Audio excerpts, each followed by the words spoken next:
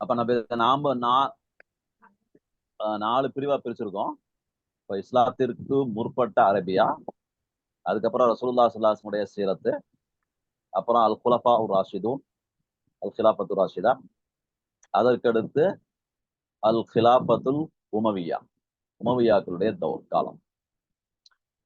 இதுல சீரா ரசூலுல்லாஹி ஸல்லல்லாஹு அலைஹி வஸல்லம் வாழ்க்கை வரலாறு என்பது கிட்டத்தட்ட நம்ம அதிகமாக படிச்சிருப்போம். அதனால அது ரொம்ப அதிகமா நமக்கு விரிவா தேவைப்படாதுன்னு நினைக்கிறேன். அதே போல கிலாபத்து ராஷிதாவும் ஓரளவுக்கு நம்ம படிச்சு வச்சிருப்போம். அது ரொம்ப டஃப்பா இருக்காது. இஸ்லாத்திற்கு முற்பட்ட அரேபியா என்ற அந்த பிரிவும் பகுதியும் கிலாபத்தே உமவியா என்று சொல்லக்கூடிய உமவியாக்குடைய காலம், இதை நம்ம கொஞ்சம் விரிவா பார்க்க போறோம். இப்ப ஃபர்ஸ்ட் பிரிவுக்கு போகும். ஏன்னா இது ரொம்ப வாஸ்ட் ஏரியா ஹிஸ்டரி. இதுல கிட்டத்தட்ட நான் சொன்ன மாதிரி 3 காலம் இருக்கு. அத இஸ்லாத்திற்கு முன் என்ற ஒரு இதை பிரிச்சோம்னா 4 ஆயிருச்சு. இப்ப இதை ஒரு 1.25 மணி நேரம் 1.5 மணி நேரத்துல நம்ம சுருக்கணும் அப்படின்ட்டா ரொம்ப கஷ்டம். அதனால மிக முக்கியமான விஷயங்களை மட்டும் பார்த்துக்குங்க. அதுக்கப்புறம் கொஞ்சம் கொஸ்டின் ஏற்கனவே வந்த கொஸ்டின் பேப்பர்ஸ் உள்ள செயலாக்கள் கொஸ்டின்ஸை கொஞ்சம் ஹெல்ப் பண்ணிக்கலாம். இப்போ ஃபர்ஸ்ட் பாடத்துக்கு போவோம். இஸ்லாத்திற்கு முற்பட்ட அரேபியா. இஸ்லாம் அரபு நாட்டில் அறிமுகமானது எல்லாத்துக்கும் நமக்கு தெரியும்.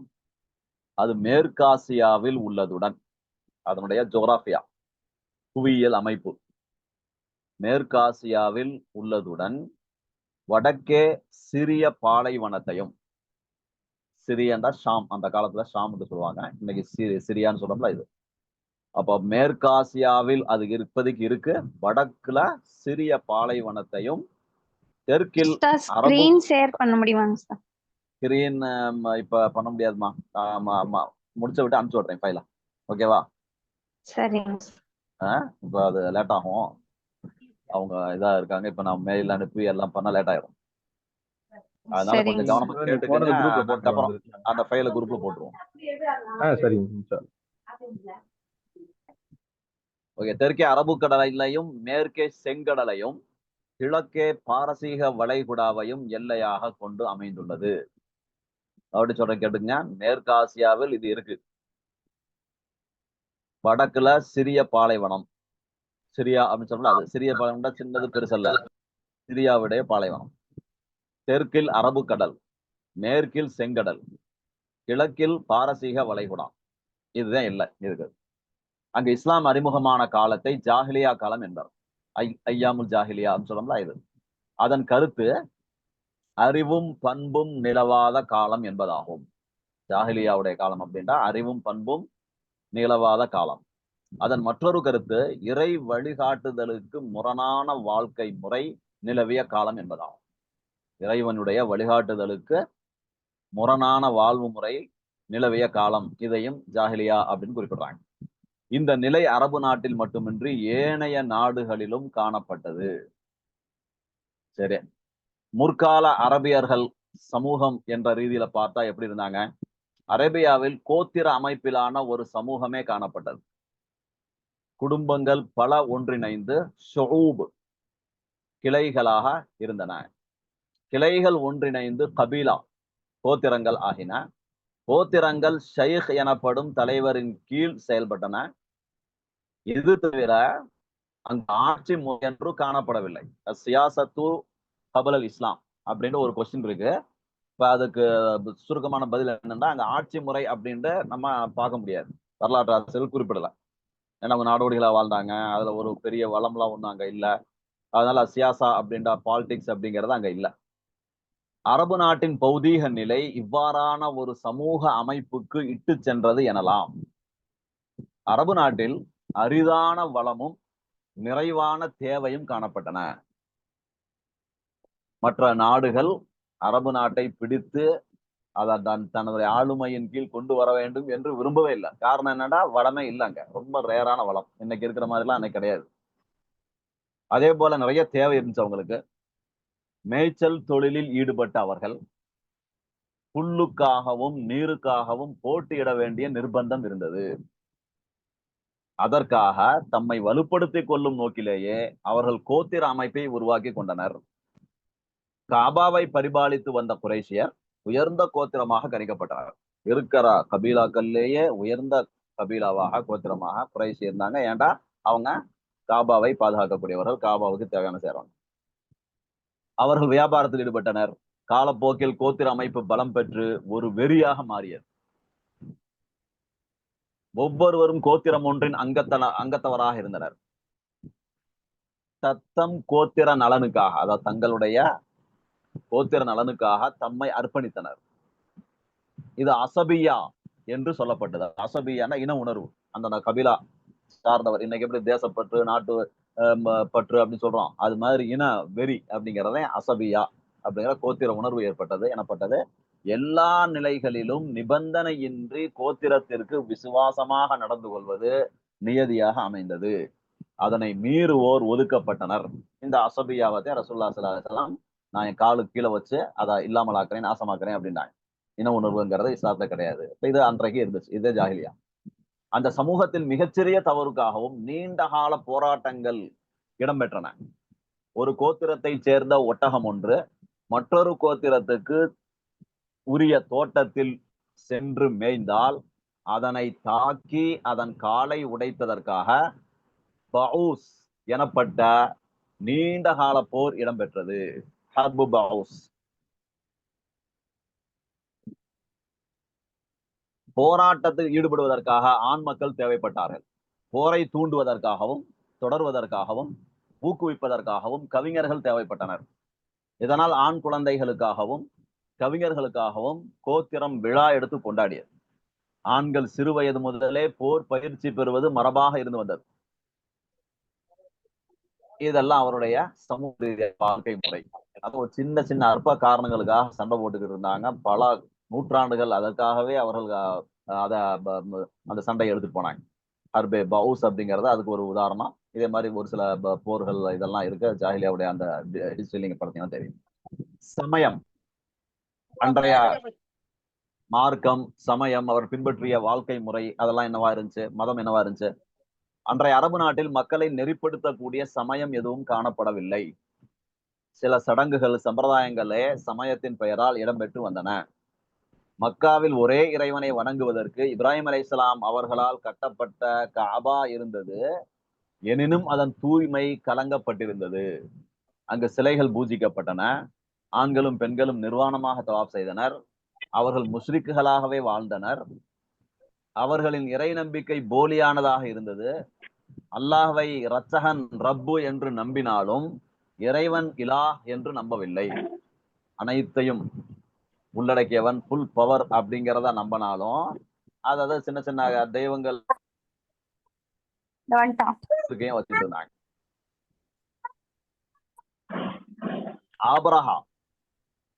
அபரஹா காபாவை இடிக்க வந்தபோது காபாவின் இறைவன் அதனை பார்த்துக் கொள்வான் என்று குறைஷியரின் உறுதிப்பாடும் இதனையே எடுத்து காட்டுகின்றது.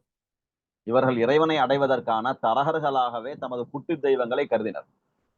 இதனை அவர்கள் அந்த தெய்வங்கள் எங்களை அல்லாஹ்வுக்கு மிக்க சமீபமாக்கி வைக்கும் என்பதற்காகவே என்று இவைகளை நாம் வணங்கவில்லை என்று கூறுகின்றனர் என்று அல்லாஹ் தஆலா குர்ஆன்ல சுட்டிக்காட்டேன்.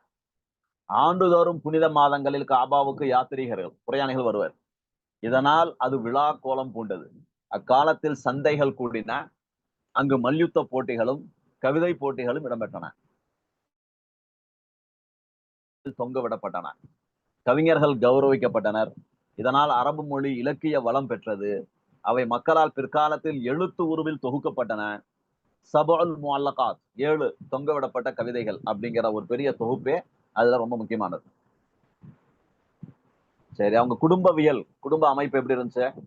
ஆண் பெண்களுக்கிடையே சமநிலை காணப்படாததால் அங்கு ஒழுங்கான குடும்ப அமைப்பு காணப்படவில்லை. திருமண ஒழுங்குமுறை கூட சிக்கலாகவே இருந்தது. மேல்மட்ட கோத்திரங்களில் நிகா சாலிஹ் எனப்பட்ட தேசிய வழியிலான மனமுறை காணப்பட்டது. அங்கு பெண்கள் கௌரவமாக நடத்தப்பட்டன, அந்த உயர்ந்த கோத்திரத்துல மட்டும். ஆனால் ஏனைய கோத்திரங்களில் பல்வேறு முறையான மன உறவுகள் காணப்பட்டன. ஆண்கள் பல மனைவியரை வைத்திருப்பது போல பெண்களும் பல ஆண்களை வைத்திருந்தனர். தந்தையின் மனைவியை தந்தை இறந்த பின் மகன் மணமுடித்தான். முத்தா எனப்படும் தற்காலிக மனமுறையும் காணப்பட்டது. பிள்ளைகளின் தந்தையரை தாய்மார்களே உறுதிப்படுத்தினர். நாடோடிகளாக வாழ்ந்ததால் அவர்களிடம் நாகரிக வாழ்வு முறையை காண முடியவில்லை. அங்கு பல அநியாயங்கள் இடம்பெற்றன. கோத்திரங்களை மையமாக வைத்து மக்களிடையே ஏற்றத்தாழ்வு காணப்பட்டது. போர் கைதிகளாக பிடிபடுவோரும் பணம் கொடுத்து வாங்கப்பட்டோரும் அடிமைகளாக நடத்தப்பட்டனர். அவர்கள் எஜமானர்களுக்கு உழைத்து கொடுக்க வேண்டிய நிலை இருந்தது. ஆனால் அவர்களுக்கு எந்த உரிமையும் வழங்கப்படவில்லை. மேலும் ஆண் பெண்களுக்கிடையே ஏற்றத்தாழ்வு வெகுவாக காணப்பட்டது. பெரும்பாலும் பெண்கள் உரிமை இழந்த நிலையில் காணப்பட்டனர். விறகு பொறுக்குதல், உணவு சமைத்தல், நீர் சுமந்து வருதல், பால் கறத்தல், நூல் சுற்றுதல், பிள்ளைகளை பராமரித்தல் போன்ற பணிகளில் அவர்கள் ஈடுபடுத்தப்பட்டனர். சில கோத்திரங்களில் பெண் குழந்தைகளை உயிருடன் புதைக்கும் வழக்கமும் இருந்து வந்தது. இதெல்லாம் அவர்களுடைய குடும்பவியல் அமைப்பு. அன்றைய காலத்தில் அவருடைய பிஹேவியர்ஸ், அவருடைய நடத்தைகள் கொலை, மது, வட்டி, விபச்சாரம், பழிக்கு பழி, வழிப்பறி கொள்ளை போன்ற குற்ற செயல்கள் அழிந்து காணப்பட்டன. ஆனால் அவை குற்ற செயல்களாகவே, கௌரவத்திற்குரிய செயல்களாகவே கருதப்பட்டு வந்தன. தான் இறந்த பின் சூதாடவோ மது அருந்தவோ தெரியாதவனை மணமுடிக்க வேண்டாம் என்று மனைவிக்கு உபதேசம் செய்ததாக ஒரு செய்தி பதியப்பட்டுள்ளது. தான் இறந்த பின் சூதாடவோ மது அருந்தவோ தெரியாதவனை மணமுடிக்க வேண்டாம் என்று மனைவிக்கு உபதேசம் செய்ததாக ஒரு செய்தி பதிவு செய்யப்பட்டுள்ளது. மிக குறைவான மக்களை பாவங்களிலிருந்து விலகி நின்றனர். அதே வேளை மொழி புலமை, சுதந்திர வேட்கை, வாக்கு மீறாமை, விருந்தோம்பல், வீரம், எளிமை போன்ற நல்ல பண்புகளும் அவர்களிடம் காணப்பட்டன. அப்ப எல்லாமே நெகட்டிவிட்டியா நம்ம பார்க்க தேவையில்லை, பாசிட்டிவா நம்ம பார்க்கணும் அப்படின்னா வேறு சில நல்ல விஷயங்கள் அந்த காலத்துல இருந்திருக்கு. அது என்னது? மொழி புலமை, சுதந்திர வேட்கை, வாக்கு மீறாமை, வாக்குறுதியை காப்பாற்றுவது, விருந்தோம்பல் செய்யக்கூடிய பண்பு, வீரம், எளிமை போன்ற நல்ல பண்புகளும் அவரிடம் காணப்பட்டன. இதெல்லாம் பார்த்தேன் அல்லாஹ் தாலா ரசூல் இறுதி நபி முகமது அவர்கள் அவை பின்னர் இஸ்லாத்தின் வளர்ச்சிக்கு சாதகமாக அமைந்தன. இவ்வாறான சமூக நிலையிலேயே இஸ்லாம் அறிமுகப்படுத்தப்பட்டது. நபி ஸல்லல்லாஹு அலைஹி வஸல்லம் அவர்கள் அச்சமூகத்தையே அல்லாஹ்வின் வழிகாட்டலுக்கமைய ஒரு முன்மாதிரி மிக்க சமூகமாக மாற்றி அமைத்தார்கள். சுருக்கமான ஒரு அரபுகளுடைய அந்த நிலை இதுல சொல்லப்பட்டிருக்கு. சரி, இதுல உங்கள்கிட்ட இருக்கக்கூடிய கொஸ்டின்கள்ல இஸ்லாத்திற்கு முந்தைய அரபுகளை பற்றிய கொஸ்டின் என்ன இருக்கு அப்படின்னு பார்த்து ஏதாவது தான் கேட்கலாம். ஒரு 5 நிமிஷம் டைம்.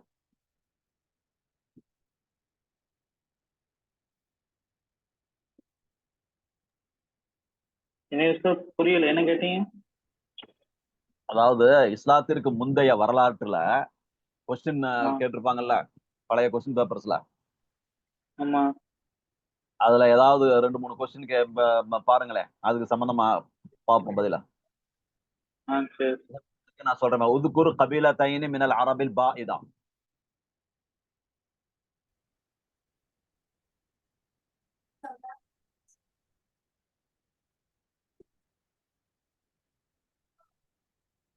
உதுகுர் கபீலத்தைனி மினல் அரபில் பாதியா.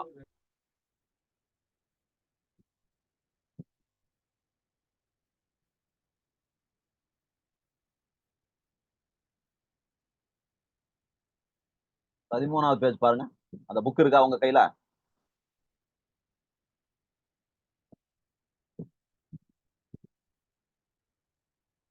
ஹிஸ்டரியுடைய புக் புக் இல்லையோ? இல்ல ஃபைல்ல இல்லையோ? ஆமா சார். சரி, நான் பாக்குறேன் பாருங்க. அஷ்ஷுஊபுல் அரபியா அப்படின்ட்டு 13வது பேஜ்ல இருக்கு. 13வது பேஜ்ல ஆரம்பத்திலே அரபுகள், அரபு வரலாற்று ஆசிரியர்கள் யுகஸ்ஸிமு முஅர்ரிக் அரப் கிஸ்மைன் அஸீமை. அல் கிஸ்ம் அல் அரபுல் பாஇதா, ஒன்னு அரபே பாஇதா, இன்னொன்னு அரபு அல் ஆரிபா முஸ்தஅரபா அப்படிங்கிற பேர்ல இருக்கு. அல் அரபுல் பாஇதா அப்படின்டா யாருண்டா? அல்லதீன பாது வ தரசத் ஆசாருஹும் வன்கதஅத் அக்பாருஹும். அதாவது யாருடைய அடிச்சுவடுகள், அடையாளங்கள் எல்லாம் மறைந்து அவங்க அழுதுட்டாங்களோ, அவங்களுடைய செய்திகள் பூரா நமக்கு இப்ப இல்ல பெரிய அளவுல. அவர்கள் சம்பந்தமாக வான் வேதங்களில் குறிப்பிடப்பட்டதை தவிர நமக்கு எதுவுமே தெரியாது. அல்லது பழைய கால அரபி புலமை கவிதையில இருக்கும். உதாரணத்துக்கு ஆது, சமூது போன்ற இந்த கோத்திரத்தார்கள் இவர்கள் தான் அல் அரபுல் பாஇதா என்று சொல்லப்படக்கூடியவங்க. அப்ப கபீலத்தைன் மின் அல் அரப் அல் பாதியா அப்படின்னா என்ன செய்யலாம்? ஆது, சமூத குறிப்பிடலாம். தசம், ஜுதைஸ், ஜுர்ஹும், அல் ஊலா இவங்கெல்லாம் அல் அரபுல் பாஇதாவுல வரக்கூடிய கபீலாவுடைய பெயர்கள். உஸ்தாத் ரெண்டாவது தமிழ்ல வகை நாளைக்கு எழுதலாமாங்க உஸ்தாத்? தமிழ் எழுதலாம். அரபியில் எழுத முடிஞ்சு அரபியில் எழுதுங்க, தமிழ்ல தான் எழுதலாம், பிரச்சனை இல்லை. மார்க் கிடைக்குமாங்க உஸ்தாத்? ஏன் கிடைக்காது? கிடைக்கும். அரபியில் எழுதுனா கொஞ்சம் கூட கிடைக்கும். ஃபெயில் பண்ண சரிங்க மாட்டாங்க. உஸ்தாத். நீங்க இது வரைக்கும் எதுல எழுதுனீங்க? அரபியில் எழுதுனா தமிழ் எழுதுனீங்களா? அரபில தாங்க உஸ்தாத் எழுதணும். அப்படி அப்ப அரபியில் இது எழுதுங்க. பெரிய பெரிய வரலாறா வருதுலங்க உஸ்தாத். இது ஒண்ணும் இல்ல. எதெல்லாம் நீங்க ஈஸியா அரபியில் எழுத முடியுமோ அதை ஈஸியா அரபியில் எழுதுங்க. இப்ப உதாரணத்துக்கு இந்த 2 கபீலாவோட பேரை கேட்டிருக்காங்களா? அப்ப ஆமாங்க உஸ்தாத். கபீலத்தான் அப்படின்னு சொல்லிட்டு அல் ஆதுன் வ சமூதுன் வ ஜுதைசுன் வ ஜுர்ஹுமுன் என்ன உங்களுக்கு ஞாபகம் இருக்கு அதை எழுதுங்க, 2-3 பேர். இப்ப ஆது சமூதுடைய சரித்திரத்தை எழுதலாமாங்க உஸ்தாத்? சரித்திரத்தை எழுதணும்னா டீட்டெயிலா நீங்க படிச்சாகணும். அதுதான் குரான்ல படிச்சது தானே. அது ஒண்ணும் பெரிய இதுல குரானுடைய ஆயத்தை பூரா நீங்க எழுதிருங்க. எழுதி கொஞ்சம் கொஞ்சம் உங்களுடைய வேர்டு பழக்கிருங்க. அதை சார் இன்ஷா அரபி தமிழ் ரெண்டையும் மிங்கிள் பண்ணி எழுதலாமா? எழுதலாம், ஒன்றும் பிரச்சனை இல்லை. அவங்க ஓகே புரிஞ்சுக்குவாங்க ஓரளவு. ஓகே. சரி, ரெண்டாவது வகை அல் அரபுல் பாக்கியா. அத 2 பிரிவா அவங்க பிரிக்கிறாங்க. அல் அரபுல் ஆரிபா. அந்த அதுல வந்து கஹ்தான், அதுக்கப்புறம் ஜுர்ஹும், யாரிபு அப்படிங்கிற வார்த்தையிலிருந்தே. சரி, இது போதும். ரொம்ப நீங்க குழம்பிடாதீங்க. 2 பேர் போதும். அடுத்து வேற என்ன கொஸ்டின் இருக்குமா? ஹர்புல் பசூஸ் யாருக்காவது தெரியுமா? ஹர்புல் பசூஸ் எப்ப ஏற்பட்டுச்சுன்ற?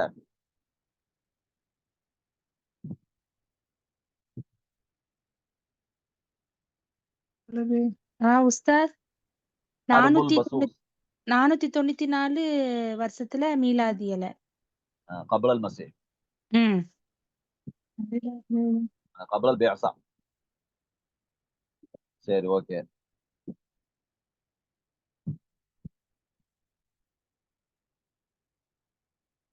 மன் கஃபல ரசூல் அல்லாஹி ஸல்லல்லாஹு அலைஹி வஸல்லம் பாத வஃபாத்தி உம்மிஹி. क्वेश्चन புரியுதா? மன் கஃபல ரசூல் அல்லாஹி ஸல்லல்லாஹு அலைஹி வஸல்லம் பாத வஃபாத்தி உம்மி. அப்துல் முத்தலிப். ஓகே,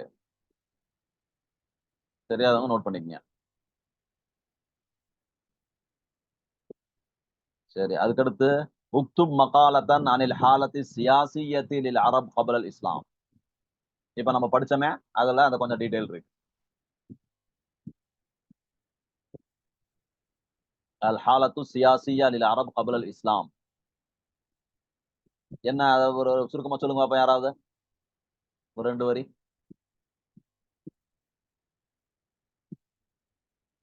இஸ்லாத்துக்கு முன்னாடி அரபியர்களின் அரசியல் நிலை என்னவா இருந்துச்சு அப்படின்னா என்ன சொல்லுவீங்க?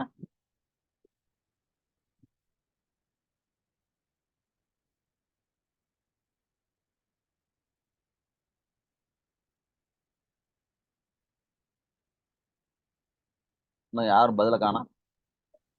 சிலை வணக்கம் அந்த மாதிரியா சார்? ஆஹ் சிலை வணக்கம் அந்த மாதிரியா அப்படியா? என்ன தெரியுதா சொல்லுங்க.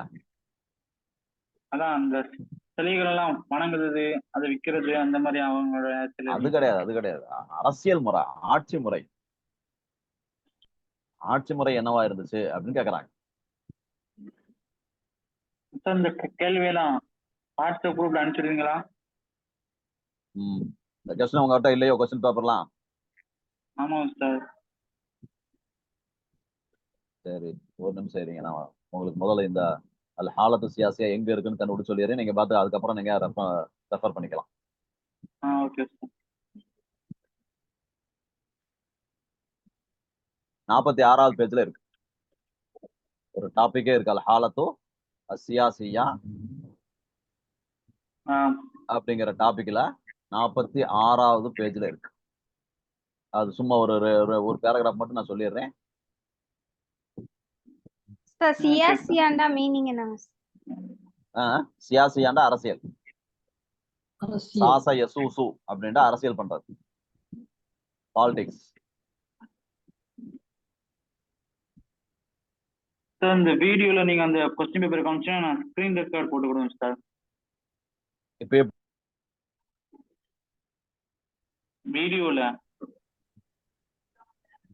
அந்த கொஸ்டின் பேப்பர் காமிச்சு நான் ஸ்கிரீன் ரெக்கார்ட் போட்டு கொடுங்க சார்.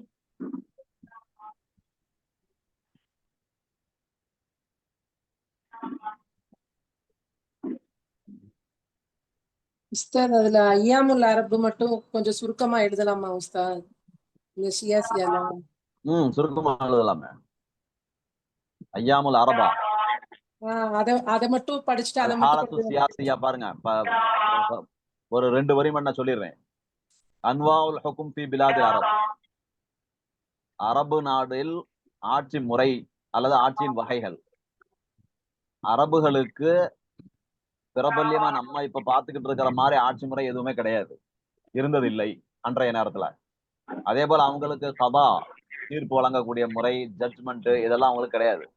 அல்லது போலீஸ், லா அண்ட் ஆர்டரை ஒழுங்கு பண்றதுக்கு உண்டான எந்த ஒரு சிஸ்டமும் அன்றைய காலத்துல இல்ல.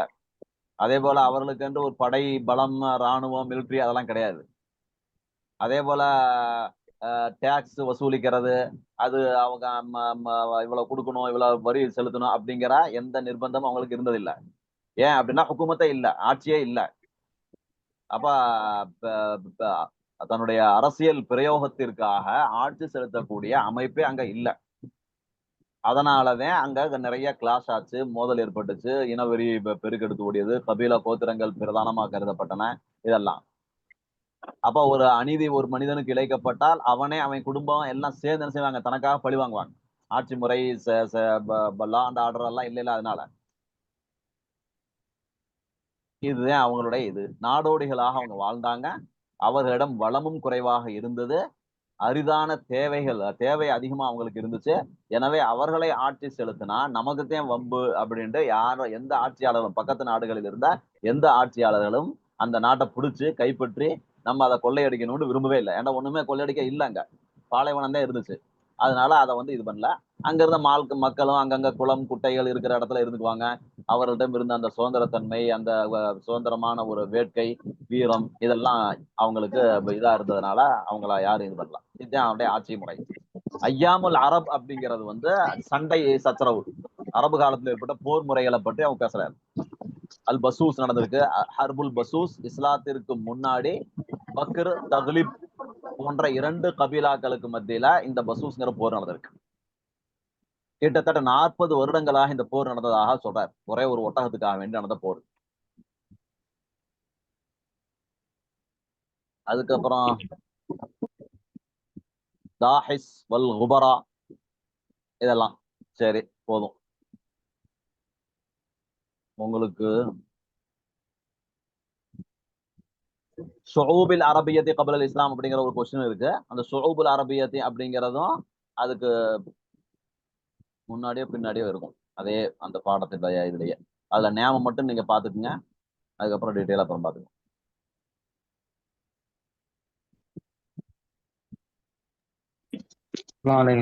அது பிடிஎஃப் கிடைச்சா நல்லா இருக்கும். கிதாபுடைய பிடிஎஃப் அனுப்பணும் உங்களுக்கு, போய் அனுப்பிச்சிடலாமா? அனுப்பிச்சிடலாம். ஒரு நிமிஷம் சரி.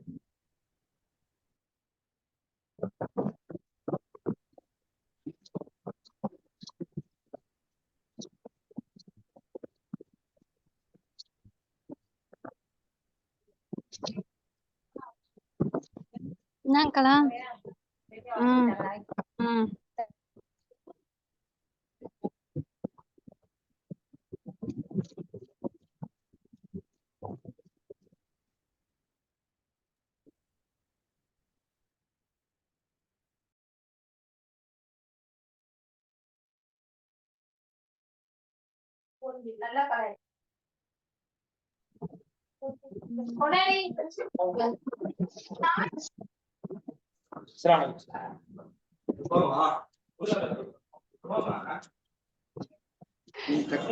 உங்கள்கிட்ட தானே கேட்பான். பிடிஎஃப் அனுப்புறேன்னு சொல்லியிருக்காங்க, கொஞ்சம் அமைதியாயிருங்க, பேச வேண்டாம். மியூட்ல போட்டுக்கோங்க.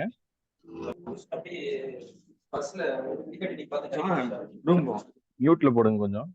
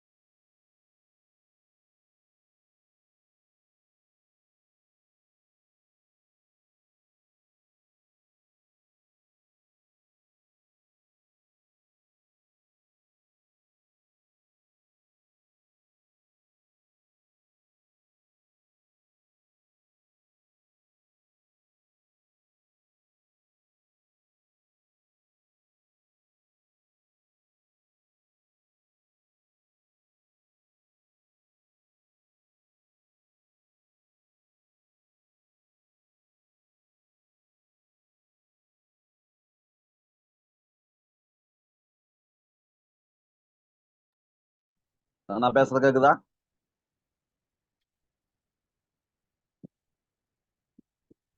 அது கேக்குது எனக்கு. ஓகே, அது கொஞ்சம் லோட் ஆகிட்டு இருக்கு. நான் அதுக்குள்ள குலஃபா ராஷிதோட சுருக்கத்தை பார்த்துருங்க. அது குலஃபா ஒரு ராஷிதும். குலஃபாய் ராஷிதீன் நீதி நெறி வலுவா ஆட்சியாளர்கள், ஹலீஃபாக்கள் ஆட்சி செய்த ஆண்டுகள். சுருக்கம்: அபூபக்கர் இப்னு அபி குஹாஃபா ரலியல்லாஹு தஆலா அன்ஹு, பிறப்பு மக்கா, ஆட்சி செய்த காலம் ஹிஜ்ரி 11 இருந்து 13 வரை. கிபின்னு பாத்தீங்கன்னா 632 இருந்து 634 வரை, 2 ஆண்டுகள் 7 மாதங்கள். வஃபாத் ஆகிறப்ப அவங்களுடைய வயது 63. அப்ப கிட்டத்தட்ட 2.5 வருஷத்துக்கு கொஞ்சம் மேல அவங்க ஆண்டிருக்கிறாங்க, கலிஃபா வந்திருக்கிறாங்க. உமர் இப்னு கத்தாப் ரலியல்லாஹு தஆலா அன்ஹு மக்காவுல பிறந்திருக்காங்க. மதீனா அவங்களுடைய தலைநகர், கிலாபத்துடைய மையபீடம். ஆட்சி செய்த காலம் ஹிஜ்ரி 13 இருந்து 23 வரை. கிபி 634 இருந்து 644, 10 ஆண்டுகள், ஏறத்தாழ 63 வயது. அதே வஃபாத்தானது. மூணாவது கலிஃபா உஸ்மான் இப்னு அஃபான் ரலியல்லாஹு தஆலா அன்ஹு ஹிஜ்ரி 23 இருந்து 35 வரை, கிட்டத்தட்ட 12.5 ஆண்டுகள்.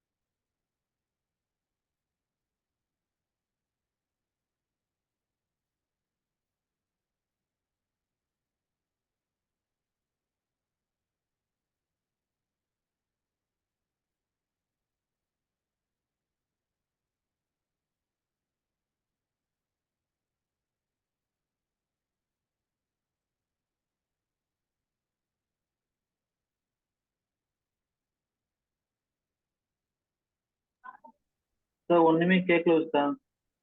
ஒரு நிமிஷம் அந்த உங்க ஃபைலை இது பண்ணிக்கிட்டு இருக்கேன். Okay sir.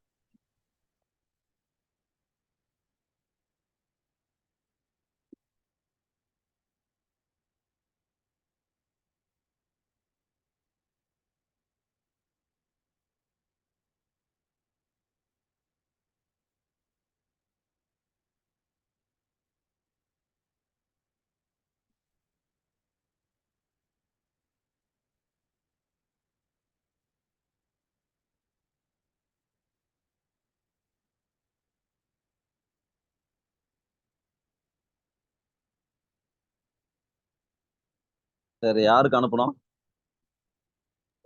அது என் சதகத்துல்லா நம்பருக்கு மஹதி. யாராவது ஒரு வாட்ஸ்அப் நம்பர் போடுங்க. சரி, நான் போடுறேன்.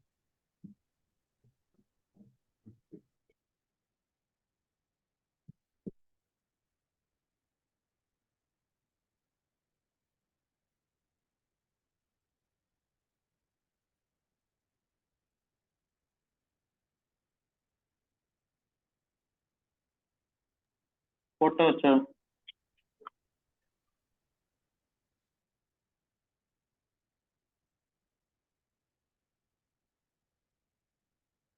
உன்னோட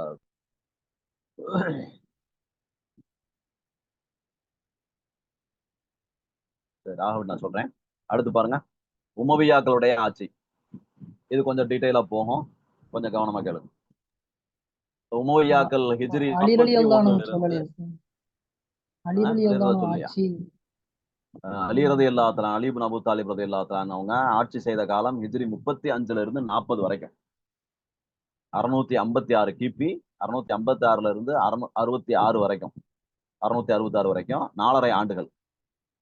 மீதி அரை வருஷம் கிட்டத்தட்ட ஹசன் ரலியல்லாஹு தஆலா அவர்கள்ட்ட இருந்துச்சு. அதுக்கப்புறம் ஹஜரத் முஆவியாவோட சுலஹ் செஞ்சு அவங்கள்ட்ட ஒப்படைச்சிட்டாங்க.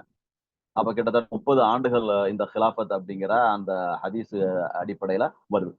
இவருடைய 4 பேருடைய ஆட்சி காலமும் ஹஜரத் ஹசன் ரலியல்லாஹுடைய ஒரு 6 மாத காலத்தையும் சேர்த்தணும் அப்படின்னா கிட்டத்தட்ட 30 வருஷம் வரும். பல் ஹிலாஃபத்து தகூனு சலாசூன சனா அப்படிங்கிற மாதிரி ஒரு ஹதீஸ் இருக்குல்ல. இப்ப 30 வருஷம் ஹிலாஃபத் இருக்கும், அதுக்கப்புறம் முல்க் வரும், மில்கியத் வந்துடும் அப்படின்ட்டு அந்த இது ஏற்ற மாதிரி அதுக்கப்புறம் நடந்துச்சு. உமவியாக்களுடைய காலம் வந்து 41 இருந்து ஹிஜ்ரி 41 இருந்து 132 வரைக்கும்.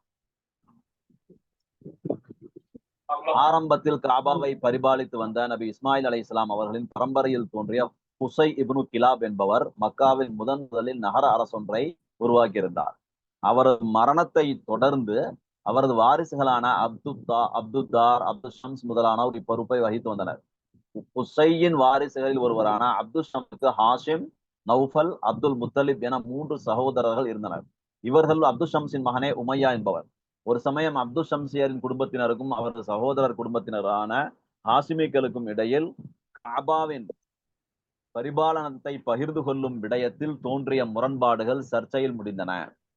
ஈற்றில் ஹிஜாபா, லிவா, நதுவா போன்ற பொறுப்புகள் ஹாசிமிகளின் கீழ் வந்தன. இதனால் ஹாசிமிகளின் செல்வாக்கு அதிகரித்தது மட்டுமின்றி அப்துல் ஷம்சியர் செல்வாக்கு இழக்க வேண்டிய நிலையும் உருவாகியது. இது கண்டு புழுங்கிய அப்துல் ஷம்ஸின் புத்திரன் உமையா, அப்துல் ஷம்ஸுடைய மகன் உமையா, இந்த உமையாங்கிற பேர்லதான் அல் ஹிலாஃபத்துல் உமவியா என்று சொல்லப்படுது, ஹாசிமிகளுடன் தகராறு செய்ய தொடங்கினார். காபா தொடர்பில் ஹாசிமிகளுக்கு கிடைத்த துறைகள் தமக்கே கிடைக்க வேண்டும் என உமையா வாதாடினார்.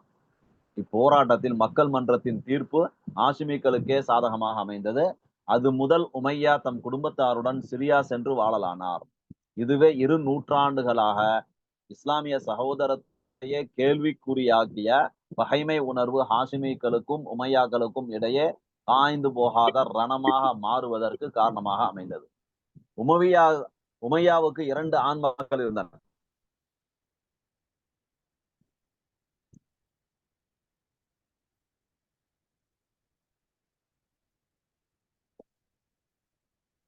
யார் அனுப்புனீங்க வாட்ஸ்அப்ல?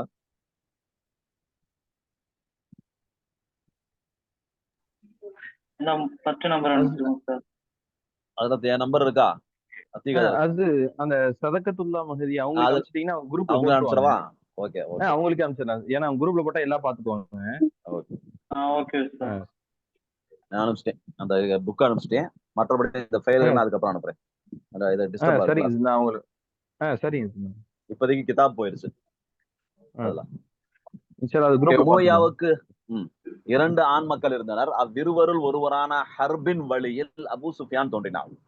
இந்த அபு சுஃபியான் தான் பிற்காலத்தில் உமையா கிலாபத்தை தோற்றுவித்த முஆவியாவின் தந்தையாவார். முஆவியாவின் மகனான யசீதுக்கு முஆவியா எனவும் ஹாலித் எனவும் 2 ஆண் மக்கள் இருந்தனர். அவர்களுள் ஹாலித் என்பவர் தான் அரேபியாவில் அல்கீமியா எனும் கலையை அறிமுகம் செய்தார். கெமிஸ்ட்ரி, அல்கீமியா. உமையாவின் மற்றொரு மகனான அபுல் ஆசுக்கு ஹக்கம் எனும் பெயரில் ஒரு மகன் இருந்தார். இவரது மகன் மர்வான் என்பவர்தான் உமையா ஆட்சியின் பிரிதொரு பிரிவான மர்வானிய ஆட்சிக்கு வித்திட்டார். மர்வான் அப்படிங்கிறது பின்னாடி வரும். உமையாக்களின் ஆட்சியின் தோற்றமும் ஆட்சியை கையாண்ட விதமும். நபி அவர்கள் ஸல்லல்லாஹு அலைஹி வஸல்லம் அவர்கள் பனு ஹாஷிம் குலத்தைச் சேர்ந்தவர் என்ற வகையில் இஸ்லாத்தின் வருகைக்கு பின்னர் ஹாஷிமிக்களின் செல்வாக்கு அதிகரித்த அதே வேளை உமையாக்களின் மதிப்பும் சரிந்து செல்லலாயிற்று.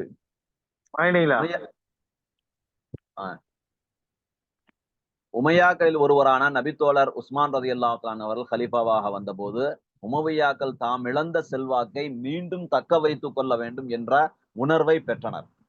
ஹிஜ்ரி 35 கலீஃபா உஸ்மான் ரலியல்லாஹு அன்ஹு அவர்கள் கொலை செய்யப்பட்டமையானது உமையாக்களின் உள்ளங்களில் கொழுந்து விட்டெறிந்து கொண்டிருந்த இந்த உணர்வுக்கு எண்ணெய் வார்ப்பதாய் அமைந்தது. உஸ்மான் ரலியல்லாஹு அன்ஹு அவர்கள் உமவியாக்களுடைய ஆட்சியாகவே அவங்க கருதினாங்க. உமையாக்கள் சிரியாவின் மாகாண ஆளுநராக கடமையாற்றிய நபித்தோழர் முஆவியா ரலியல்லாஹு அன்ஹு அவர்களின் ஆட்சி திறனும் உமையா ஆட்சியின் தோற்றத்துக்கான பிரிதொரு காரணியாக அமைந்தது. கலீஃபா உஸ்மான் ரலியல்லாஹு அன்ஹுவின் காலத்தில் உமையாக்கள் படிப்படியாக தம்மை பலப்படுத்திக் கொண்டனர். கலீஃபாவின் அந்தரங்க செயலாளர் மர்வான் தனக்கிருந்த அரசியல் அதிகாரத்தை பயன்படுத்தி திரைமறைவில் நின்று உதவினார். இதனால் உமையாக்கள் உயர் பதவிகளை பெற்றுக் கொண்டனர். பிரிதொரு புறம் கலீஃபாவுக்கு எதிராக குற்றச்சாட்டுகள் முன்வைக்கப்பட்டன. கலீஃபா கொலையுண்ட போது கொலையை சாதகமாக பயன்படுத்திய உமையாக்கள் முஆவியா ரலியல்லாஹு அன்ஹு அவர்களின் தலைமையில் கிளர்ச்சி செய்து தமது இழந்து போன செல்வாக்கை தக்க வைத்துக் கொள்ளும் நோக்கில் தலைமைத்துவத்துக்காக போராடினர். இப்போராட்ட முயற்சியே உமையாக்களை அடுத்த 2 நூற்றாண்டுகளுக்கான ஆட்சியின் நாயகர்களாக ஆக்கியது எனலாம். அப்ப கிட்டத்தட்ட ஹஜ்ரத் உஸ்மான் ரலியல்லாஹு அன்ஹு அவர்கள் ஆட்சியில இருந்தப்ப உமவியாக்கள் நம்ம ஆளுதான் ஆட்சியில இருக்காரு அப்படின்னு சந்தோஷப்பட்டுக்கிட்டாங்க. ஹஜ்ரத் உஸ்மான் ரலியல்லாஹு அன்ஹு அவர்களும் ரொம்ப சாந்த குணமாக இருந்த காரணத்தினால தன்னுடைய குடும்பத்தை சேர்ந்த பல பேரை பல இடங்களுக்கு மாகாண ஆளுநர்களாக நியமித்தார்கள். அப்ப அவர்கள் கொல்லப்பட்டதற்கு பின்பு உமவியாக்கள் ரொம்ப கொதித்து எழுந்தாங்க. அதுல குறிப்பாக ஹஜ்ரத் முஆவியா ரலியல்லாஹு அன்ஹு அவர்கள் ஷாம் தேசத்து முடிசூடா மன்னராகவே தன்னை ஆக்கிட்டாங்க. அலி அவர்களுக்கு நடந்த அந்த போர் இதெல்லாம் குலஃபாய் ராஷிதீன் இதுல நீங்க படிச்சீங்கன்னா தெரியும். ஓகே, ஆட்சி கைமாறிய பின்னணி. கலீஃபா உஸ்மான் ரலியல்லாஹு அன்ஹு அவர்கள் மீது குற்றம் சுமத்தியோர் ஒரு குழுவாக வந்து கலீஃபாவின் வீட்டை முற்றுகையிட்டனர். பல நாள் முற்றுகையின் பின் ஒரு நாள் வீட்டினுள் பலவந்தமாக நுழைந்து கலீஃபாவை கொலை செய்தனர். அது உஸ்மான் ரலியல்லாஹு கொலையை பற்றிய கேட்டாலும் இந்த சம்பவத்தை நீங்க எழுதலாம். அடுத்து வந்த கலீஃபா அலி ரலியல்லாஹு அன்ஹு அவர்கள் கொலையாளியை கண்டுபிடித்து தண்டிப்பதில் பெரிதும் சிரமப்பட்டார். லேட் பண்ணாங்க. அதனால உமவியாக்களுக்கு அது வந்து கஷ்டமா இருந்துச்சு. அத்தாலி வேண்டுமென்றே செய்யறதாக அவங்க இஸ்திஹாதி ரீதியா தவறாக கருதுனாங்க. அதனால அவங்களுக்கு மத்தியில சில மனக்கசப்பெல்லாம் ஏற்பட்டு அது பெரிய போர், சிஃபின் போர்லாம் அதனாலதான் நடந்துச்சு. இந்நிலைக்கு காரணம் கொலையாளிகள் மதீனாவில் திரண்டு நின்று நபித்தோழர்களை பயமுறுத்தினர். அதாவது அலி ரலியல்லாஹு அன்ஹு கிசாஸ் வாங்குவதற்கு கொஞ்சம் தயங்கினதுக்கு காரணம் என்ன அப்படின்னா, நம்பர் 1 கொலையாளிகள் மதீனாவில் திரண்டு நின்று நபித்தோழர்களை பயமுறுத்தினர். 2வது பாயிண்ட், ஹஜ்ஜுக்காக மக்கா சென்றார்கள். கொலையாளிகளாக சந்தேகப்பட்டவர்களை கொலை செய்தனர் மக்கா சென்றவர்களால். பஸ்ராவில் கலீஃபாவுக்கு எதிராக போராட ஒரு குழு தயாராக இருந்தது. நபித்தோழர் முஆவியா கலீஃபாவுக்கு பைஅத் செய்யாமல் ஷாமில் அவருக்கு எதிராக செயல்பட்டார். அதாவது அலி ரலியல்லாஹு அன்ஹு அவருக்கு பைஅத் செய்யாம அவங்க இருந்தாங்க. கலீஃபா அலி ரலியல்லாஹு அன்ஹு அவர்களுக்கு முஆவியா பைஅத் செய்யாம இருந்ததனால் கிலாஃபத்தில் பெரும் புரளி ஏற்பட காரணமாயிற்று. உண்மையில் கலீஃபாவுக்கு முஆவியா பைஅத் செய்து கலீஃபாவுக்கு ஒத்துழைப்பும் வழங்கி இருந்திருந்தா கொலையாளியை இலகுவாக கண்டுபிடிக்க முடிந்திருக்கும். இந்நிலையில் கலீஃபாவுக்கும் முஆவியாவுக்கும் இடையில் சிஃபின் போர் மூண்டது. இந்த யுத்தத்துக்கு வரக்கூடியவைகள் காரணங்களாக அமைந்தன. முஆவியா அலியை கலீஃபாவாக ஏற்று பைஅத் செய்யாமை, ஷாம் தேசத்தவர்களும் உமையாக்களும் முஆவியாவுக்கு பக்கபலமாக நின்று உதவி செய்தமை, பைஅத் செய்யாத அவருக்கு எதிராக போராட வேண்டும் என்ற இஸ்லாமிய விதியை கலீஃபா நிலைநாட்டியமை. அலி ரலியல்லாஹு அன்ஹு கலீஃபா இருந்தப்ப பைஅத் யாரெல்லாம் செய்யலையோ அவங்களுக்கு எதிராக போராடணும் அப்படிங்கிற இஸ்லாமிய விதியை அவங்க நிலைநாட்டினாங்க. அதனால இந்த போர் வந்துச்சு. சிஃபின் போர் முஸ்லிம் சமூகத்தில் வேண்டாத பல விளைவுகள் தோன்ற காரணமாகியது. 1, முஸ்லிம் சமூகம் பிளவுபட்டுச்சு. 2, ஹாரிஜிகள் என்ற ஹவாரிஜிகள் உருவானாங்க. அதுக்கப்புறம் தொடர்ந்த உள்நாட்டு போர்கள். கலீஃபா அலி ரலியல்லாஹு அன்ஹு அவர்கள் கொலை உண்டாங்க. ஹிலாஃபத் வீழ்ச்சி அடைந்தமை, அன்றைய ஹிலாஃபத் ராஷிதா அப்படிங்கிறது அதோட வீழ்ச்சி அடைந்துருச்சு. ஹாரிஜ்களின் எழுச்சியின் காரணமாக கலீஃபா அலி ரலியல்லாஹு அன்ஹு அவர்கள் இரு முனைகளில் நின்று போராட வேண்டிய நிர்பந்தத்திற்கு ஆளாகினார். உள்நாட்டில் ஏற்பட்ட பதற்ற நிலை காரணமாக அலி ரலியல்லாஹு அன்ஹு அவர்கள் படை பலம் குன்றி போயிற்று. இந்நிலை முஆவியாவுக்கு சாதகமாக அமைந்தது. பின்னர் ஆட்சிக்கு வந்த அலி ரலியல்லாஹு அன்ஹு புதல்வர் ஹசன் ரலியல்லாஹு அன்ஹு அவர்கள் முஆவியாவுடன் ஒப்பந்தம் செய்து ஆட்சியை விட்டு கொடுத்தார். நான் ஏற்கனவே சொன்னேன் 6 மாசம் கழிச்சு பிச்சு சமரசம் பண்ணிட்டாங்க. அது முதல் முஆவியா ரலியல்லாஹு அன்ஹு அவர்கள் முழு முஸ்லிம் சாம்ராஜ்யத்தினது தனி பெரும் ஹலீஃபாவாக ஆனார். இதுதான் உமவியாக்கள் தோன்றிய வரலாறு. அடுத்தது உமையா ஹலீஃபாக்கள் யார் யாரு? நம்பர் 1 முஆவியா ரலியல்லாஹு அன்ஹு 661 இருந்து 680 வரைக்கும் உண்டான காலகட்டத்துல இவங்க ஆட்சி செஞ்சிருக்காங்க. கிட்டத்தட்ட 19 வருஷம். அதுக்கப்புறம் முதலாம் யசீத் அல் யசீதுல் அவ்வல் அப்படின்னு சொல்லுவாங்க. 680 இருந்து 683 வரை. இரண்டாம் முஆவியா 683 இருந்து 684 வரைக்கும், சும்மா குறுகிய காலம். மர்வானுல் அவ்வல் 684 இருந்து 85 வரைக்கும். அப்துல் மலிக் 685 இருந்து 705, நீண்ட காலம், கிட்டத்தட்ட ஒரு 20 வருஷம் இருந்திருக்காரு. வலீத் பின் அப்துல் மலிக் 705 இருந்து 715 வரைக்கும். அப்துல் மலிக் 715 இருந்து 717 வரைக்கும். உமர் பின் அப்துல் அசீஸ் ரஹ்மத்துல்லாஹி அலைஹி ஹிஜ்ரி 717 இருந்து கிபி 717 இருந்து 720 வரைக்கும், கிட்டத்தட்ட 3.5 வருஷம் இருக்கும். இப்போ உமவியாக்களிலேயே பொற்கால ஆட்சி அப்படிங்கிறது ஹஜரத் உமர் பின் அப்துல் அசீஸ் ரஹ்மத்துல்லாஹியுடைய அந்த காலகட்டம் தான். அது உமர் ரலியல்லாஹு அன்ஹுடைய வாரிசுகளே இருந்தாங்க. இரண்டாம் யசீத் 720 இருந்து 724 வரை. ஹிஷாம் 724 இருந்து 743. இரண்டாம் வலீத் 743 இருந்து 744. மூன்றாம் யசீத் 743 இருந்து 744. இப்ராஹிம் 743 744. இரண்டாம் மர்வான் 745 இருந்து 750 வரை. அதுக்கப்புறம் அப்பாசியாக்களுடைய ஹிலாஃபத் ஸ்டார்ட் ஆயிடுச்சு. இப்ப சில முக்கியமான ஹலீஃபாக்களுடைய ஒரு ஆட்சி முறை என்ன, அவங்க எப்படி வாழ்ந்தாங்க அப்படிங்கிறத பார்ப்போம். முஆவியா ரலியல்லாஹு அன்ஹுடைய ஆட்சி முறை. பொதுவாக உமையா ஆட்சி எனதும் குறிப்பாக சுஃபானிய ஆட்சி பிரிவினதும் தாபகராக கருதப்படுகின்ற இவர் சுஃபியான், அபு சுஃபியானுடைய மகன்தான் ஹஜ்ரத் முஆவியா. அப்ப சுஃபியானிய ஆட்சி அப்படின்னு சொல்லுவாங்க. உமையா உடைய வழித்தோன்றல்ல இவர் இருந்ததுனாலையும் உமையா ஆட்சி என்று சொல்லுவாங்க.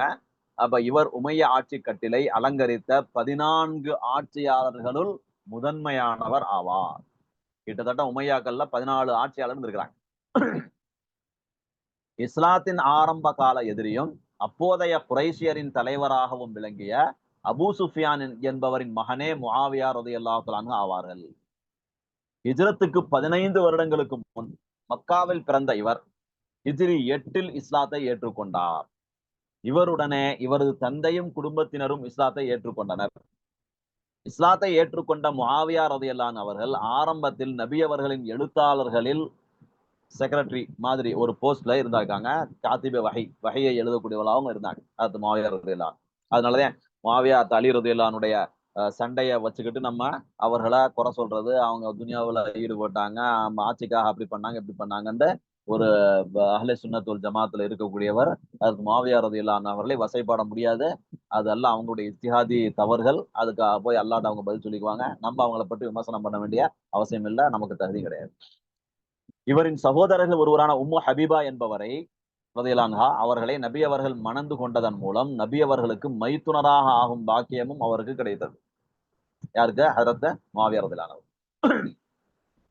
கலீஃபா உமர் ரலியல்லாஹு அன்ஹு ஆட்சி காலத்தில் பலஸ்தீனின் ஆளுநராக முஆவியாவின் சகோதரர் யசீத் கடமையாற்றிய போது இவர் அப்பகுதிக்கான நிர்வாக உதவியாளராக நியமிக்கப்பட்டார். மூன்றாவது கலீஃபா புரட்சிக்காரர்களால் கொலை செய்யப்பட்ட பின்னர் அந்த கொலைக்கு காரணமாக இருந்த கொலையாளிகளை கண்டுபிடித்து அவர்களுக்கு தகுந்த தண்டனை பெற்றுக் கொடுக்க வேண்டும் எனும் விஷயத்தில் முனைப்பு காட்டியது மாத்திரமின்றி அதற்காக குரல் கொடுக்கவும் செய்தார். இந்நிலையில் ஆட்சிக்கு வந்த அலிக்கு பைஅத் செய்ய மறுத்த முஆவியா திமிஷ்க் நகரில் தானே ஈடிணையற்ற ஹலீஃபா என தன்னை தானே பிரகடனம் செய்து கொண்டார். ஹலீஃபா அலி ரலியல்லாஹு அன்ஹு மரணத்திற்கு பின் அவரது மூத்த மகன் ஹசன் அடுத்த ஹலீஃபாவாக மக்களால் தேர்வு செய்யப்பட்டார். இயல்பிலேயே சமாதான நாட்டம் கொண்டிருந்த ஹசன் ரலியல்லாஹு அன்ஹு அவர்கள் ஆட்சி பொறுப்பில் இருந்து நீங்கி செல்வதாக அறிவித்தார். இது அதுவரை அரசியல் ரீதியான முஆவியாவுக்கு இருந்து வந்த பதவி போட்டிக்கு முற்றுப்புள்ளி வைத்தது மாத்திரமின்றி அப்போதைய நிலவரம் அனைத்தையும் முஆவியாவுக்கு சாதகமானவையாக அமைவதற்கு காரணமாய் அமைந்தது. ஹிஜ்ரி 41 இமாம் ஹசன் ரலியல்லாஹு அன்ஹு அவர்கள் பதவி துறந்ததை தொடர்ந்து முஆவியா ரலியல்லாஹு அன்ஹு அவர்கள் முழு இஸ்லாமிய சாம்ராஜ்யத்தினதும் தனிப்பெரும் ஹலீஃபாவானார். ஆட்சிக்கு வந்த முஆவியா ரலியல்லாஹு அன்ஹு முதல் நடவடிக்கையாக அதுவரை கூஃபாவில் இருந்து வந்த தலைநகரை டமஸ்கஸுக்கு மாற்றினார். நிர்வாகத்தோடு தொடர்பான விஷயங்களுக்கு தகுதி வாய்ந்தவர்களை தெரிவு செய்து அதிகாரிகளாக்கினார். உதாரணத்துக்காக பின்வருவோரை குறிப்பிடலாம். அம்ர் பின் ஆஸ் மிஸ்ருடைய கவர்னர், முகைரா பின் ஷோபா கூஃபா கவர்னர், ஜியாத் பின் சுமையா பஸ்ரா கவர்னர். ஆமா பேசிக்கிட்டு இருக்காதீங்க, மீட்ல போடுங்க. இதனால் சுதேச விதேச அரசியல் நடவடிக்கைகள் சீர்பெற்றதோடு நில்லாது உள்நாட்டு அலுவல்களில் சீர்திருத்தங்களை மேற்கொள்வதற்கு முக்கியமான பல நடவடிக்கைகளும் எடுக்கப்பட்டன. அவ்வாறான நடவடிக்கைகளுக்கு பின்வருவன உதாரணங்களாகும். தபார் சேவையை சீர்திருத்தும் வகையில் தீவானுல் பரீத் எனும் பெயரில் தபார் திணைக்களம் ஒன்று உருவாக்கப்பட்டது.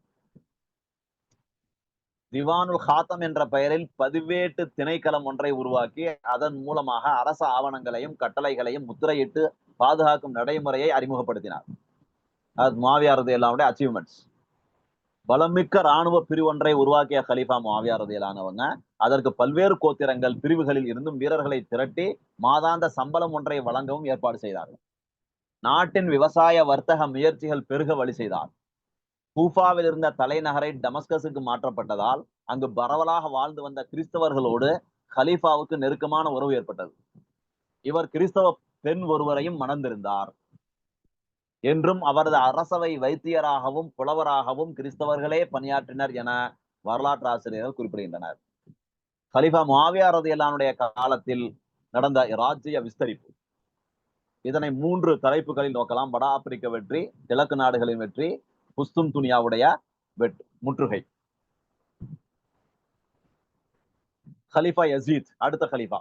ஹலீஃபா முஆவியாவை தொடர்ந்து ஹிஜ்ரி 60 ஆட்சிக்கு வந்த அவரது மகன் யசீதுடைய ஆட்சியின் போது இஸ்லாமிய கிலாபத் வரலாற்றில் பரம்பரை ஆட்சி ஆரம்பமாகிறது. இதுவரைக்கும் பரம்பரை ஆட்சி இல்லாம இருந்துச்சு. இங்க இருந்து முஆவியா ரலியல்லாஹு அன்ஹுல இருந்து ஆரம்பிச்சிருச்சு. அவருடைய மகன் ஆட்சிக்கு வந்தாரு. அப்ப வராசத்துல ஆட்சி முறை வந்துருச்சு. ஷூரா கமிட்டி, மக்கள் தேர்ந்தெடுக்கப்படுதல் அப்படிங்கிற வகையில இல்லாம போயிடுச்சு. அந்த வகையில் வாரிசு நியமனத்துக்கு வித்திட்டவராக ஹலீஃபா முஆவியா கருதப்படுகிறார். கிலாபத்துர் ராஷிதாவில் இருந்து உமையா ஆட்சியை வேறுபடுத்தி காட்டும் பிரதான அம்சமாகவும் பிரி கோடாகவும் இந்த வாரிசு நியமனம் அமைந்தது. ஹலீஃபா முஆவியா ரலியல்லாஹு அன்ஹு இளமையில் யசீதின் தலைமையில் கொஸ்தந்தோபிலோவை வெற்றி கொள்ள ஒரு பெரும் படை ஒன்றை அனுப்பி வைத்தார். ஒரு சமயம் நபி அவர்கள் இப்படையெடுப்பு பற்றி முன்னறிவிப்பு செய்ததுடன் அதில் கலந்து கொள்வோருக்கு நன்மாராயமும் கூறியிருந்தார்கள். ஹலீஃபா யசீத் இயல்பிலேயே 2 வேறுபட்ட குண இயல்புகளை கொண்டிருந்தார். அன்பு, இரக்கம், வீரம் நிறைந்தவராகவும் நிர்வாகம், ஆட்சி முதலாம் அம்சங்களில் உறுதியானவராகவும் திகழ்ந்த அவரிடம் தவறிழைத்தல், பாவம் செய்தல் போன்ற அம்சங்களும் காணப்படவே செய்தன. அதனால்தான் யசீத பெரும்பாலான உலமாக்கள் ஃபாசிக் என்று சொல்றாங்க. உயரமாகவும் ஒல்லியாகவும் இருந்த இவர் அடிக்கடி மது அருந்துவதும் நாய் வளர்ப்பதும் அவரது வாடிக்கையாக இருந்தன. தனது அன்னையைப் போலவே இவர் ஒரு கவிஞராக இருந்தார். பாரசீக கவிஞன் ஹாஃபிஸ் தனது தொகுப்பான தீவின் முதல் இறுதி அடிகளை யசீதின் கவிதை வரிகளாலேயே அலங்கரித்துள்ளதாக கூறப்படுகிறது.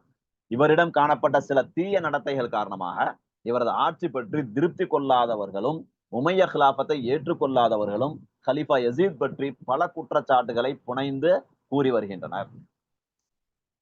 ஓகே, இவர் காலத்துலதான் கர்பலா சம்பவம் நடந்துச்சு. யசீதுடைய காலத்துல யசீத் அதிகமாக விமர்சிப்பதற்கு காரணமும் ஹஜ்ரத் ஹுசைன் ரலியல்லாஹு அன்ஹுடைய ஷஹாதத்து இவருடைய காலத்தில் நடந்தது, இவருடைய அனுமதியின் பேரில் நடந்துச்சு அப்படிங்கிறதுனால. இப்ப கர்பலா சம்பவம் என்ன? ஹலீஃபா யசீதின் நியமனத்தை ஹுசைன் ரலியல்லாஹு அன்ஹு மாத்திரமின்றி கூஃபாவாசிகளும் எதிர்த்து நின்றனர். எனவே கூஃபாவுக்கு வந்தால் ஹுசைனுக்கு ஆதரவு நல்குவதாக கூறி கூஃபாவாசிகள் ஹுசைன் ரலியல்லாஹு அன்ஹு அவர்களை கூஃபா வருமாறு அழைப்பு விடுத்தனர். இதனை நம்பி ஹுசைன் ரலியல்லாஹு அன்ஹு அவர்கள் கூஃபா செல்ல முற்பட்ட போது அங்கு செல்ல வேண்டாம் என்றும் அப்பிரதேச மக்கள் அடிக்கடி மனம் மாறக்கூடிய உறுதியற்ற உள்ளத்தை கொண்டவர்கள் என்றும் கூறி ஹுசைனின் ஆதரவாளர்கள் அவர்களை தடுக்க முற்பட்டனர். அப்துல்லா பின் ஜுபைர் ரலியல்லாஹு அன்ஹு மாத்திரமே கூஃபா செல்வது நல்லது என்று எதிரடையாக கூறி ஆர்வமூட்டினார். ஈற்றில் கூஃபா வாசிகளின் ஆசை வார்த்தைகளுக்கு இரையான ஹுசைன் ரலியல்லாஹு அன்ஹு அவர்கள் தனது பரிவாரங்களுடன் கூஃபா செல்ல தீர்மானித்தார். சுமார் 100 பேர் கொண்ட தனது பரிவாரங்களுடன் கூஃபா சென்ற ஹுசைன் சிபாலா எனும் இடத்தை அடைந்த போது கூஃபா வாசிகள் யசீதினால் புதிதாக நியமிக்கப்பட்ட உபைதுல்லா பின் ஜியாதின் கொடூரங்களுக்கு அஞ்சி யசீதிற்கு ஆதரவாக நிற்கிறார்கள் என்ற அதிர்ச்சி தரும் செய்தியை அறிந்து கொண்டார். உபைதுல்லா பின் ஜியாத் இது யசீதால் நியமிக்கப்பட்ட கூஃபாவுடைய கவர்னர். கூஃபாவின் நிலவரம் பற்றி அறிந்து வர ஹுசைனினால் அனுப்பப்பட்ட அதிலும் முக்கியமான சிலரும் உபைதுல்லாவின் வேட்டைக்கு பலியாக இருந்தனர்.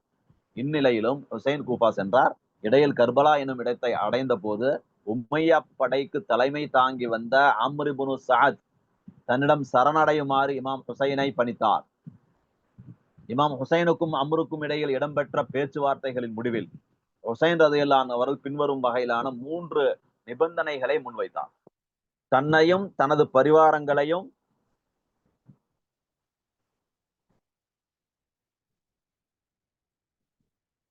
மக்காவுக்கு அல்லது மதீனாவுக்கு செல்ல அனுமதித்தல், டமஸ்கஸ் சென்று யசீதை கண்டு பேச அனுமதித்தல், தான் விரும்பும் எந்த இடத்துக்காவது சென்று வாழ அனுமதித்தல். இந்த 3 விஷயங்களை ஹசரத் ஹுசைன் ரலியல்லாஹு அன்ஹு அவங்க முன் வச்சாங்க. என்னை எப்படியே விட்டுருங்க. இந்த நிபந்தனைகளை அம்ர் கூஃபா கவர்னர் உபைதுல்லாவிடம் முன்வைத்தார். நிபந்தனை ஏற்றுக்கொள்ள மறுத்த உபைதுல்லா பின் ஜியாத் நிபந்தனையின்றி சரணடையுமாறும் யசீதை ஹலீஃபாவாக கொள்ளுமாறும் உத்தரவிட்டார். சரணடைய மறுத்த இமாம் ஹுசைன் அவர்களையும் அவரது பரிவாரங்களையும் எதிராளியினர் சுற்றி வளைத்துக் கொண்டனர். யூப்பரட்டிஸ் நதியிலிருந்து நீர் அருந்தவும் தடை விதிக்கப்பட்டது. முஹர்ரம் 10ஆம் நாள் ஆஷூராவுடைய நாள் ஹுசைன் ரலியல்லாஹு அன்ஹுவுக்கு எதிரான உமையாக்களின் அழுத்தம் அதிகரித்தது. ஒரு பக்கம் இமாம் ஹுசைன் ரலியல்லாஹு அன்ஹு யுத்த பயிற்சி கூட இல்லாத சிறு படையும், மறுபுறம் இராணுவ பயிற்சி பெற்ற கணிசமான அளவிலான உமையா படையினரும் கர்பலா பாலையில் சமபலமற்ற நிலையில் மோதி கொண்டனர். இந்த யுத்தத்தில் ஹுசைன் ரலியல்லாஹு அன்ஹு படையினருக்கு தமது உயிர்களை தியாகம் செய்வதை விட வேறு ஒரு தெரிவு அங்கு இருக்கவில்லை. வேறு ஆப்ஷன். கொலை வெறியர்கள் ஹுசைனின் தலையை வேறாக துண்டித்தனர். தலையற்ற முண்டத்தை உடலை அதன் மேலால் குதிரைப்படையை அங்கும் இங்குமாக செல்ல விட்டு உருக்குலைத்தனர், சிதைத்தனர். எஞ்சியோர் கொடூரமான வன்முறைகளுக்கும் அவமானங்களுக்கும் உள்ளாக்கப்பட்டனர். அணியில் இருந்த ஆண்களை கொன்றொழித்தனர். இச்சம்பவம் கர்பலா மைதானத்தில் மட்டுமின்றி இஸ்லாமிய வரலாற்றிலும் கரை படிந்த ஓர் அத்தியாயத்தையே தோற்றுவித்தது.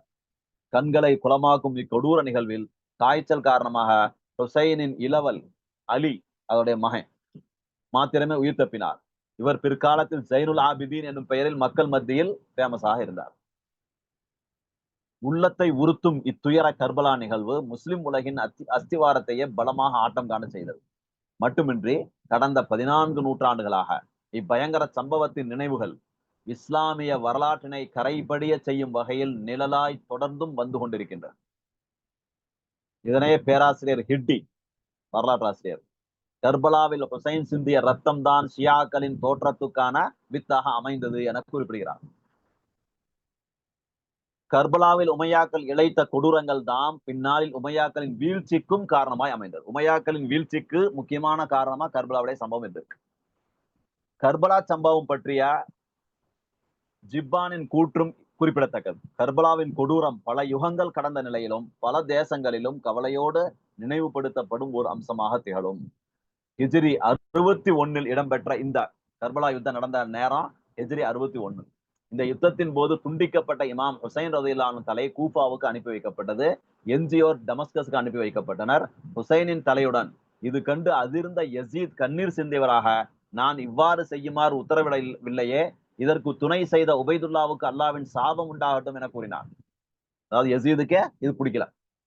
இத்தோடு நில்லாது ஹுசைனின் குடும்பத்தினருக்கு ஆறுதல் கூறி தன்னோடு சில நாட்கள் தங்கச் செய்து தனது அனுதாபத்தையும் வெளிப்படுத்தி பல நன்கொடைகளையும் கொடுத்து அவர்களை மதீனாவுக்கு அனுப்பி வைத்தார் யசீத்.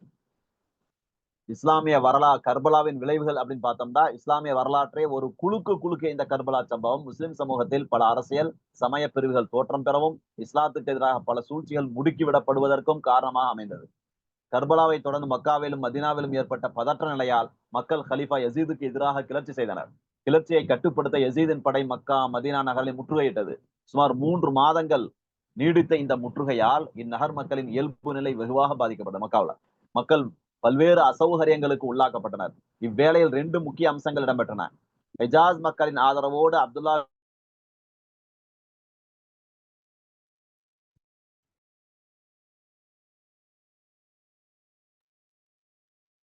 அவனுக்கு சவுண்ட் கேட்கல.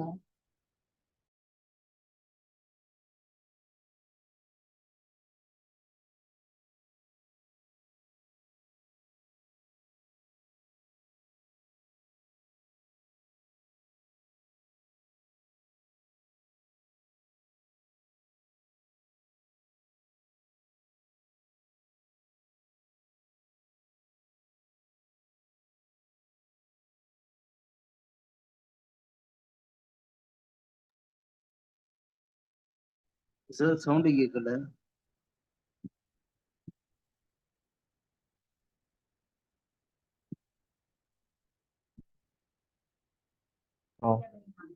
கொஞ்சம் வெயிட் பண்ணுங்க, டாக்டர் வருவாங்க.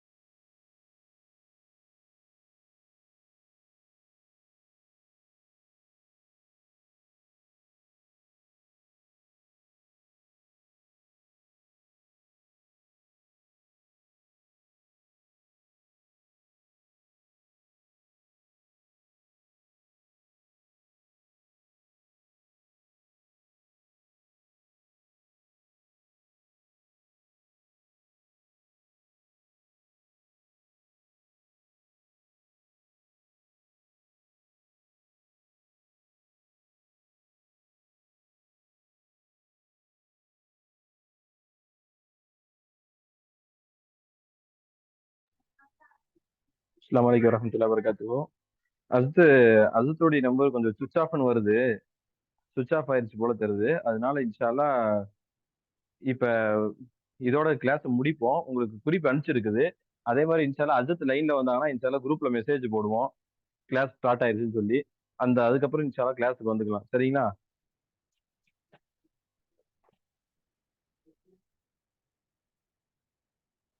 அஸ்ஸலாமு அலைக்கும். இதோட கிளாஸ் முடிச்சுக்கலாம். இன்ஷா அல்லாஹ் வந்து கிளாஸ் ஆரம்பிச்சுன்னா இந்த குரூப்ல மெசேஜ் போடுவோம். அஸ்ஸலாமு அலைக்கும்.